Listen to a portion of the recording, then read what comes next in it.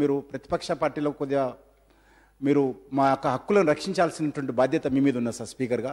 ఈరోజు ruling party ఏ రకంగానైనా సరే ప్రతిపక్ష పార్టీలను కొద్దిగా మరి కార్నర్ చేయడం కోసం ప్రయత్నం చేసినప్పుడు మీరు మాకు అండగా నిలబడి రక్షించాల్సి మా హక్కులను కాపాడాల్సినటువంటి బాధ్యత స్పీకర్గా మీకున్నది. కాబట్టి మీరు ఈ సభకు పెద్ద కాబట్టి ఖచ్చితంగా మమ్మల్ని రక్షించాలి, మాకు మా యొక్క హక్కులను పరిరక్షించేటువంటి ప్రయత్నంలో మీరు అండగా నిలబడాలని కోరుకుంటూ ఒకసారి ఆ పార్టీ నాయకులను పిలిచి మాట్లాడాల్సిందిగా మొత్తంగా ఈ సభలో జరిగినటువంటి అన్ని అంశాలలో చర్చ జరిగినటువంటి తీరు సరళిని గమనిస్తే అధికార పార్టీ కంటే ప్రతిపక్షానికే గౌరవ స్పీకర్ గారు ఎక్కువ సమయం ఇచ్చారు. స్పీకర్ గారు ప్రతిపక్షాల పక్షపాతిగా ఈ సభలో ఉన్నారు. సభలో అర్థవంతమైన చర్చ జరగాలి, సభ సజావుగా జరగడానికి వారు ప్రతి సందర్భంలో అటువైపే సభ్యుల సంఖ్య తక్కువ ఉన్నా అటువైపే ఎక్కువ సమయం ఇచ్చారనడానికి ఇంతకంటే ఎక్కువ ఉదాహరణ ఏం కావాలి అధ్యక్ష? ఇలా వారిని ఎవరు కూడా వెళ్ళమనలేదు.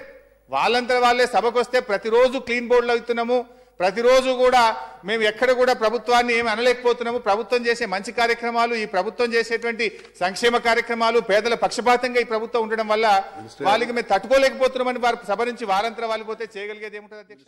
మల్లన్న సాగర్లో పోయి కొంతమందిని బయటికి వెళ్ళి తీసుకుపోయినటువంటి ఫారిన్ వర్కర్స్ అక్కడ లోకల్స్ కాదు అధ్యక్ష, వీళ్ళ దగ్గర పార్టీలు ఉంటాయి అధ్యక్ష. గుండు సూది పార్టీ ఒకటి సూది పార్టీ, ఇంకోటి దబ్బునం పార్టీ. ఏ పోలీసులు అయితే వాళ్ళు నాగబడ్డానికి వస్తారో రోప్స్ పట్టుకొని వాళ్ళకు కుస్తారు అధ్యక్ష. అది